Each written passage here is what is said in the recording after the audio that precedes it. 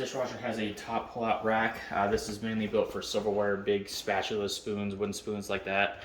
Arguably the best feature in any dishwasher these days. You've got this rack right here. This is an adjustable rack. So if you press these two buttons right here, you can lower it or you can raise it depending on the wash cycle, depending on what the bottom rack calls for. So if you guys have like really tall cutting board or really tall pots and pans, you can raise this to kind of accommodate that. This is removable. So if you guys primarily just want to use this top rack for silverware, that is removable and it clears more space down here for more dishes. Down here is your removable filter. Just twist that off like a gas cap. Remove this. I'd say clean this out about one. Are you guys daily drivers? Not really. A couple times a week? Yeah. Oh, okay. So I would say check on that. I would say maybe once every couple months, like once every other month. Okay.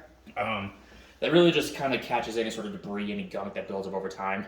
I don't know if I would recommend this part, but I've heard kind of down the grapevine that if you don't wash your dishes super well before you put them in the dishwasher, that the dishwasher actually scans it and does a more efficient job of washing dishes. So that is a theory that we could test out. I haven't tried it out myself because I don't wash my dishes every single day. So, right.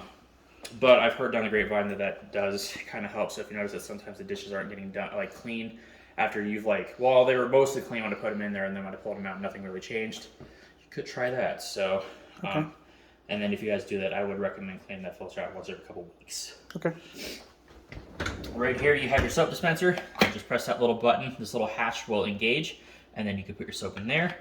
I didn't take a look at what soap you guys use, but I would highly advise against stuff that has powder in it. Powder typically calcifies over time. It doesn't always break down the way it's like advertised. Mm-hmm. But these gel pads should be okay? Gel is great. Yeah, I always recommend gel. Okay. And then if you guys use rinse aid, your rinse aid is going to go in there. Rinse aid, if you don't use it, it's really just an agent to help keep water spots off of dishes. Okay. As I mentioned earlier, everything is top control. So when you guys want to use the unit, the first thing you're going to do is you're going to turn it on. All of your cycle options are going to be here on the left-hand side. Autos, kind of what I spoke about earlier about how there's sensors built inside the unit, kind of determines the muckiness, the dirtiness of the dishes, and it'll wash it accordingly. Normal, it's probably going to be your day-to-day operation. Heavy is if you guys had lasagna night the night before and you just have really heavy-duty stuff.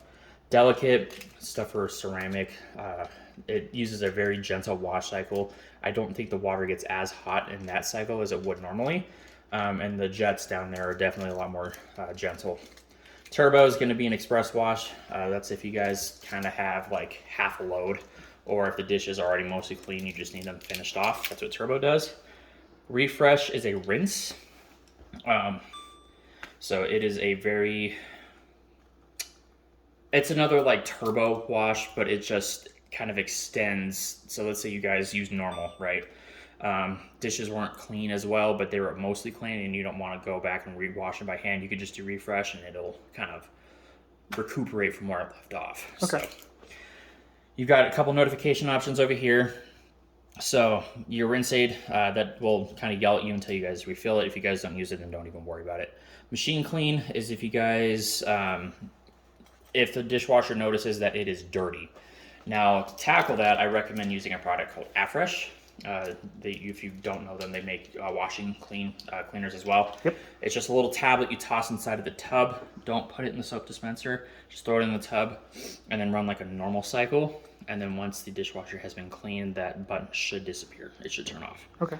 You have Wi-Fi over here if you guys do want to use Wi-Fi built into the dishwasher.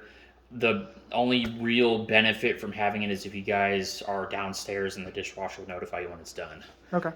Otherwise, it plays a jingle. So as you notice, when I canceled the loadout, it jingled. Right. It'll do that when it's done. Okay.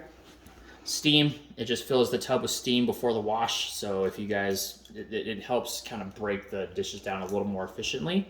Granted, it does use more energy, it does use more water, so if that's something you guys don't want to use, then don't use steam. If you don't mind it, then steam helps with the breakdown of gunk and debris.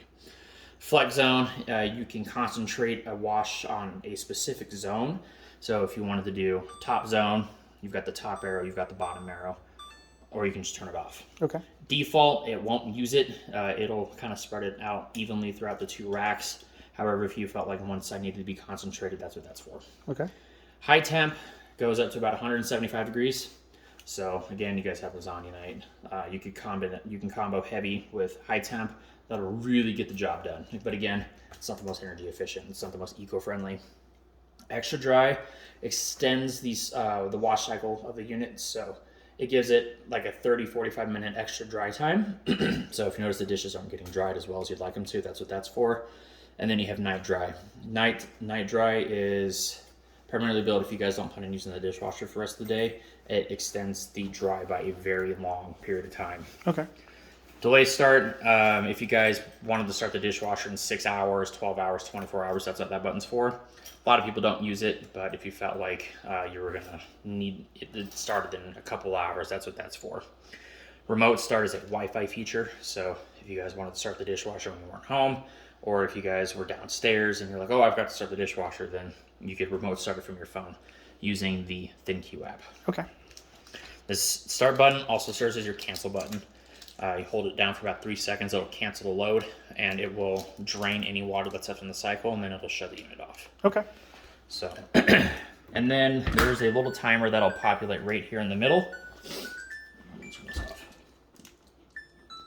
So there's also a timer in the front that notifies you where it's at in the cycle.